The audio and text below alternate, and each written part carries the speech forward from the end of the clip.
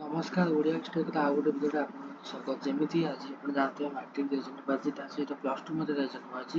ତ ଆମେ ପ୍ରଥମେ ମାଟ୍ରିକ ରେଜଲ୍ଟ ବିଷୟରେ ମାଟ୍ରିକ ରେଜଲ୍ଟ ଆପଣ କିପରି ନିଜ ମୋବାଇଲରେ ଜଲ୍ଦି ରେଜଲ୍ଟ କରିବେ। ପ୍ରଥମେ ଆପଣ ସେଠି ସର୍ଚ୍ଚ କରିବେ। ପ୍ରଥମେ ୱେବସାଇଟ୍ଟି ଓଡ଼ିଶା ରେଜଲ୍ଟ ଏମିତି ଆପଣ ସର୍ଚ୍ଚ କରିବେ, ଯାହା କିଛି ୱେବସାଇଟ୍ ପଳେଇ ଆସିବ, ଏହାକୁ କ୍ଲିକ୍ କରିବେ। କ୍ଲିକ୍ କରିବା ପରେ ଏଠାରେ ୱେବସାଇଟ୍ଟା ବର୍ତ୍ତମାନ ରହିଛି। ତ ଆପଣ ଅଲଗା ଉପାୟରେ ମଧ୍ୟ ଦେଖିପାରିବେ, ଯେମିତି ଆଉ ଗୋଟେ ୱେବସାଇଟ୍ ଆମକୁ ଦିଆଯାଏ ଇଣ୍ଡିଆନ୍ ରେଜଲ୍ଟ। ଇଣ୍ଡିଆନ୍ ରେଜଲ୍ଟ ଉପରେ କ୍ଲିକ୍ କରିବେ। ଦେଖିପାରୁଥିବେ ଇଣ୍ଡିଆନ୍ ରେଜଲ୍ଟ ଖୋଲିବ, ଆମେ କ୍ଲିକ୍ କରିପାରିବେ। କ୍ଲିକ୍ କଲା ପରେ ଆପଣଙ୍କୁ ଚୁଜ୍ କରିବାକୁ ପଡ଼ିବ ଓଡ଼ିଶା ଚୁଜ୍ କରିଦେବେ।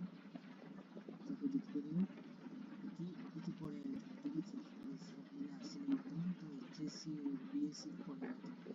ତ ଡାଇରେକ୍ଟ ଚାହିଁଲେ ଆପଣ ମଧ୍ୟ ଦେଖିପାରିବେ, ଏଇଠି ଓଡ଼ିଶା ଲେଖା ଅଛି, ତ ଓଡ଼ିଶା ଉପରେ କ୍ଲିକ୍ କରିକି ମଧ୍ୟ ଆପଣ ଦେଖିପାରିବେ। ତ ବର୍ତ୍ତମାନ ଆସିନି ରେଜଲ୍ଟ, ତ ଯେତେବେଳେ ଆସିବ ଏବଂ ନିର୍ଦ୍ଧାରିତ ସମୟ ପୂର୍ବରୁ ମଧ୍ୟ ଆସିଯାଇଥାଏ ରେଜଲ୍ଟ, ଯାହାକି 11:30 ଭିତରେ ବି ପଳେଇ ଆସିପାରେ। ତ ଆପଣ ଚାହିଁଲେ ଏଠି ଦେଖିପାରିବେ। ଆଉ ଗୋଟେ ୱେବସାଇଟ୍ ମଧ୍ୟ ଅଛି BSc ଓଡ଼ିଶା। ତ ଆପଣ ଏଠି BSc ଓଡ଼ିଶା ମାରି ସାରିଲା ପରେ ଏଠି ପଳେଇ ଆସିବ ଆପଣ BSc ଓଡ଼ିଶା, ଏହା ମଧ୍ୟ ଆପଣ କ୍ଲିକ୍ କରିବେ। ଏଠି ଗୋଟେ ରେଜଲ୍ଟସ୍ ଥିବ, ରେଜଲ୍ଟସ୍ ଉପରେ କ୍ଲିକ୍ କରିବେ। ଦେଖିପାରିବେ ଏପର୍ଯ୍ୟନ୍ତ ରେଜଲ୍ଟଟି ଆସିନାହିଁ, ଯେହେତୁ 11:30ରେ ବାହାରିଛି, 11ଟା ଭିତରେ ବି ଆସିପାରେ। ଆପଣ ଚାହିଁଲେ ଏଠୁ ମଧ୍ୟ ଦେଖିପାରିବେ ଏବଂ ମୋବାଇଲ SMSରେ ମଧ୍ୟ ଦେଖିପାରିବେ, ଯାହାକି ଆପଣଙ୍କୁ ଜଣାଥିବ। ଭିଡ଼ିଓଟି ଭଲ ଲାଗିଲେ ଭିଡ଼ିଓଟି ଲାଇକ୍ କରିଦେବେ, ଚ୍ୟାନେଲ୍ ସବସ୍କ୍ରାଇବ୍ କରିଦେବେ।